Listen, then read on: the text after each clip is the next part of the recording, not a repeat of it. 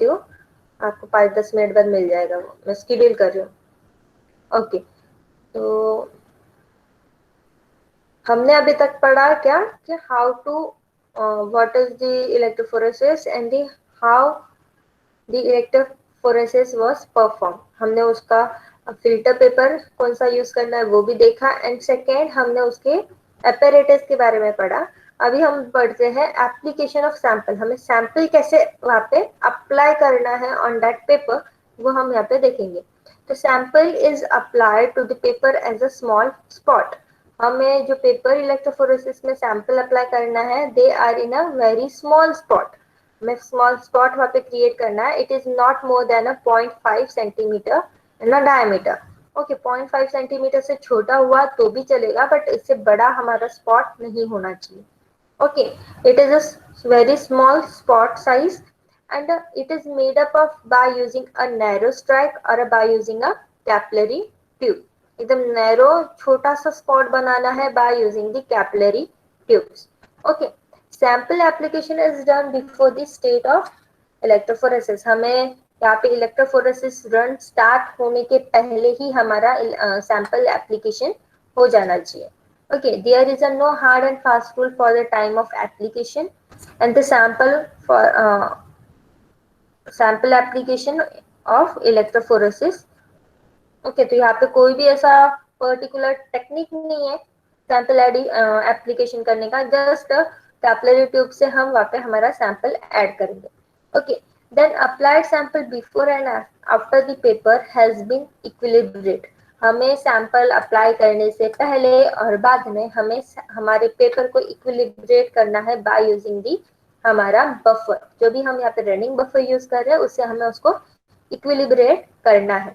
Equilibrate करना means हमें उसको स्टैंडर्डाइज करना है। उस पूरे पेपर को हमें पहले हमारे बफर से वेट करके लेना है। ओके, देन हमारा run, how to perform the electrophoretic run. तो first switch on the switch on करना है of current, and after the loading the sample load होने के बाद हमें करंट स्विच ऑन करना है। अदरवाइज क्या हो सकता है, मे बी आपको भी शॉक वहाँ पे लग सकता है इफ करंट वहाँ पे चालू होगा तो। Okay, very rare chances of there, but फिर भी हम हमारा रिस्क कंटिन्यू ना करके हम क्या करेंगे, हमारा सैंपल लोड होने के बाद हम हमारा स्विच ऑन करेंगे। Then allow a stable voltage and current is available.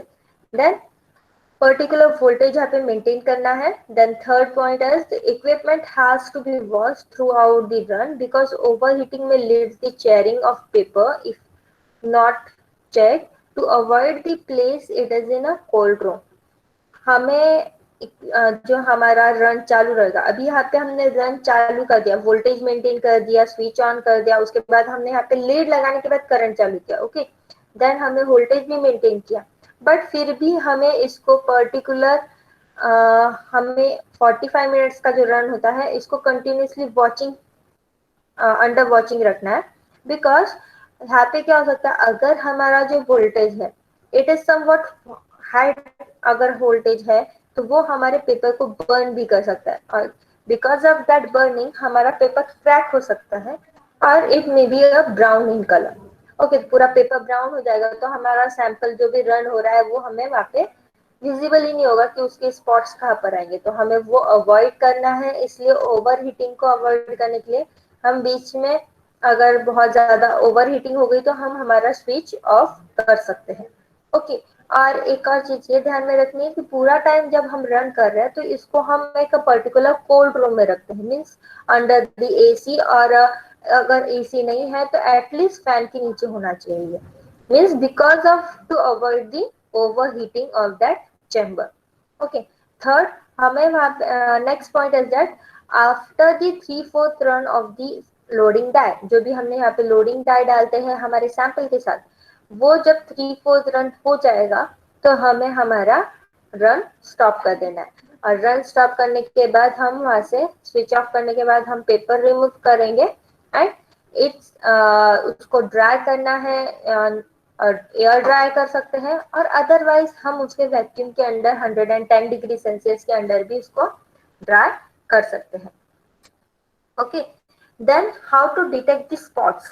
Okay, अगर हमें यहाँ पे स्पॉट्स डिटेक्ट करने के लिए तो फर्स्ट हमारे पास स्टैंडर्ड्स होने चाहिए कि हमें उसे कंपेयर करेंगे कि हमारा जो भी स्पॉट है it's having a somewhat this value.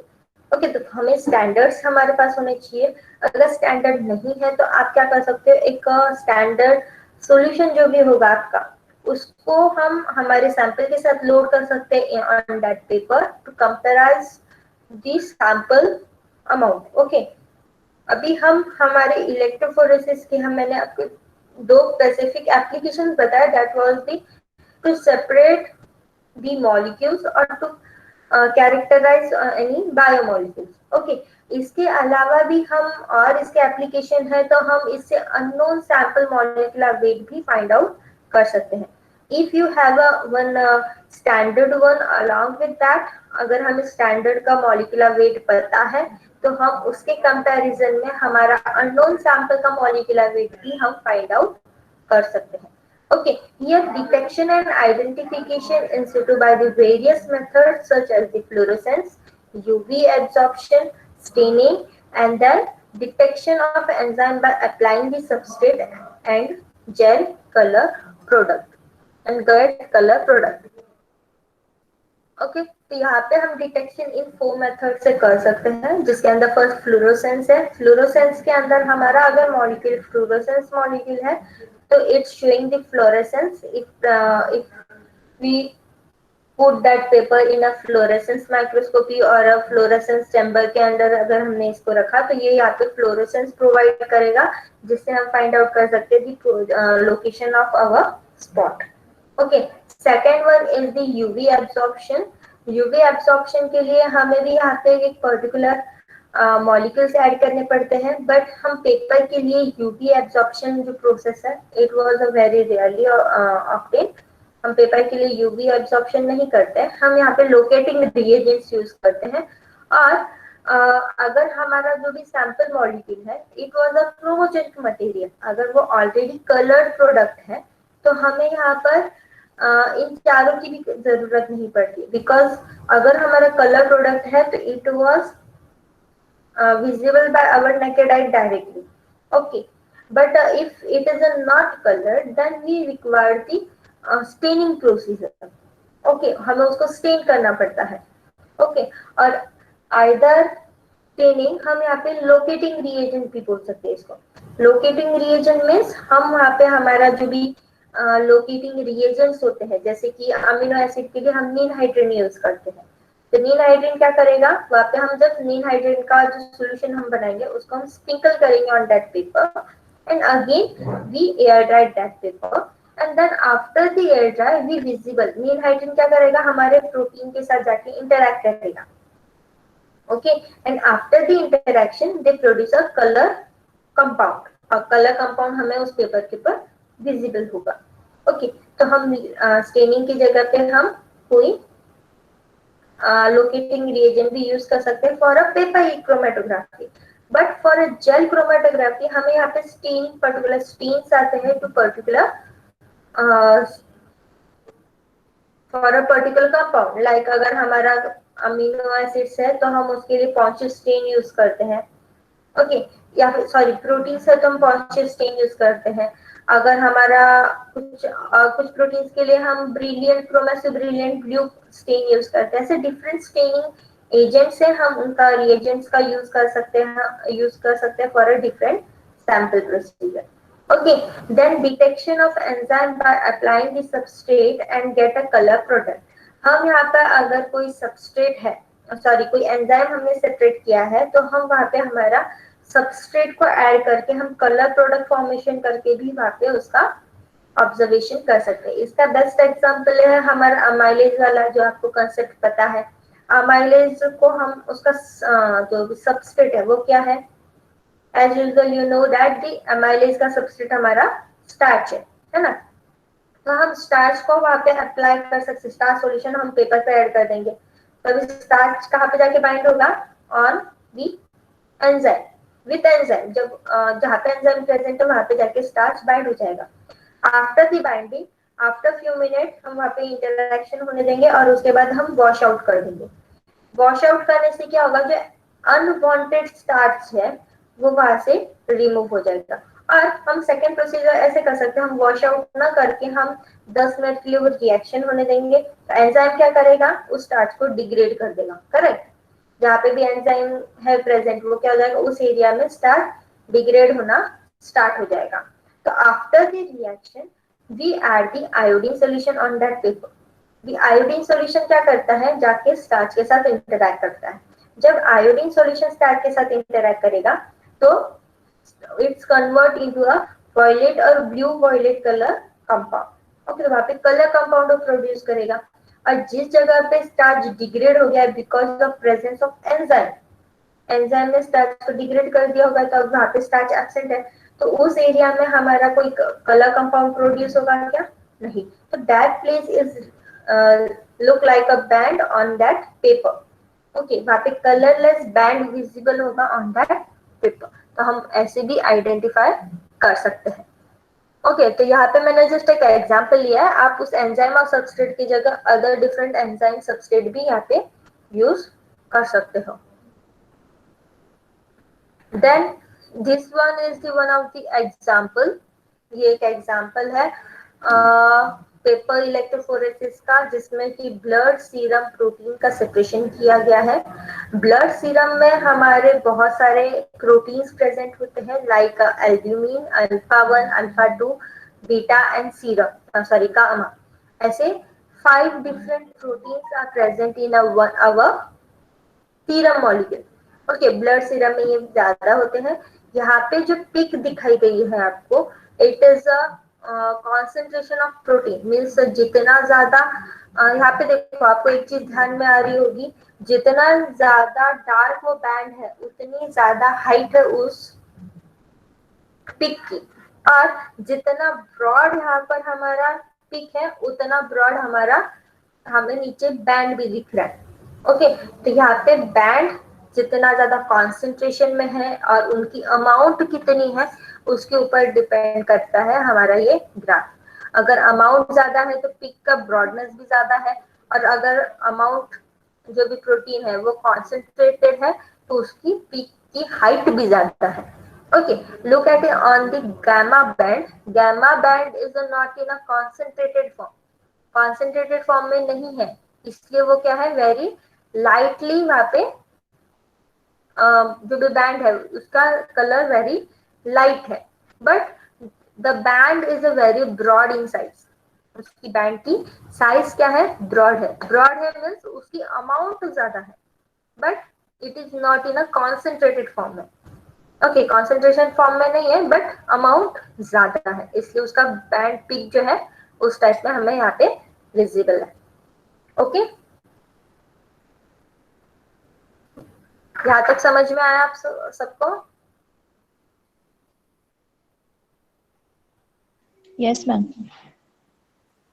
Okay, तो यहाँ पे हमने जो यस मैम। पेपर इलेक्ट्रोफोरेसिस में हमने देखा कि यहाँ पे फर्स्ट हमने पेपर इलेक्ट्रोफोरेसिस के फिल्टर पेपर देखा, देन एपरेटस देखा, इंस्ट्रूमेंट देखा कि हमने उसको यूज कैसे करते हैं। तो हम यहाँ पे जो भी सैंपल ऐड करते हैं, तो ये सैंपल हमारा सेंटर में ऐड करते हैं। Why we performing this sample or applying this sample on a center? Because we don't know about the charges present on our protein. हमारे सीरम, सपोज जो हमने एग्जांपल लिया यहाँ पे सीरम का, जो हमने अभी लास्ट एग्जांपल देखा, तो ये सीरम को अगर हमने सेंटर में ऐड किया, तो अभी सीरम के अंदर बहुत सारे हमने ये देखे 5 different types of protein present है। तो हम ये 5 प्रोटीन का ऊपर चार्ज कौन सा है ये हमें पता है क्या, नहीं। तो अभी चार्ज हमारे ऊपर जो प्रोटीन है उसके ऊपर किसी के ऊपर पॉजिटिव भी हो सकता है, किसी के ऊपर नेगेटिव भी हो सकते हैं। ओके, तो पॉजिटिव हम सैंपल बीच में इसलिए लोड कर रहे हो, अगर पॉजिटिव साइड है तो वो इस साइड मूव करेंगे, सॉरी नेगेटिव इलेक्ट्रोड की तरफ मूव करेंगे, और अगर सैंपल पे नेगेटिव चार्ज है तो वो पॉजिटिव डायरेक्शन में मूव करेगा। तो हमें यहाँ पे दोनों जगह पे स्पेस रखना है। अगर हम सैंपल वन साइड पे लोड कर रहे हैं और हमारा सैंपल इसी साइड मूव करना होगा जिस साइड पे हमने लोड किया, तो हमारा बैंड क्या हो जाएगा, जो भी प्रोटीन है वो क्या हो जाएगा, हमारे बफर में डिसॉल्व हो सकता है। ओके, तो हमारे पेपर के ऊपर हमारे सैंपल वहां पे विजिबल नहीं होगा। इसलिए हमें एक चीज का ध्यान रखना, हमें जो भी सैंपल पेपर इलेक्ट्रोफोरेसिस पे या फिर अननोन चार्जेस वाला कोई मॉलिक्यूल आपको है कि आपको पता नहीं इसके ऊपर चार्ज क्या है, तो वैसे सैंपल्स को आपको सेंटर ऑफ द पेपर हमें लोड करना है। Okay, got it. वैसे ही अगर आपको पता है कि आपके सैंपल्स के ऊपर चार्ज क्या है, जैसे कि आपको पता है कि डीएनए के ऊपर नेगेटिव चार्ज है ना, तो आप हमेशा डीएनए को कौन से साइड पे लोड करोगे, on the positive charge electrode. Okay, जिस साइड पॉजिटिव चार्ज होगा उस साइड आप उसको लोड करोगे। क्यों? क्योंकि आपको पता है कि डीएनए के ऊपर नेगेटिव चार्ज है, ये पॉजिटिव डायरेक्शन में ही मूव करेगा, है ना। तो जिस साइड से नेगेटिव इलेक्ट्रोड जिस साइड है उस साइड डीएनए को आप लोड करोगे, ताकि वो हमेशा मूव करेगा किस डायरेक्शन में, on the positive direction. Okay, तो आप उस जगह पे उसको ज्यादा लंबा पाथ दे सकते हो क्योंकि आपको पता है ना। तो ऐसे जिनका पता नहीं है कि आपके ऊपर उसके ऊपर चार्ज क्या है, तो उसको सेंटर में डालोगे, क्योंकि आपको यहाँ पे सेपरेशन किसी पर अचीव करना है, तो on the based on charge होंगे। ओके, यहाँ पे समझ में आया?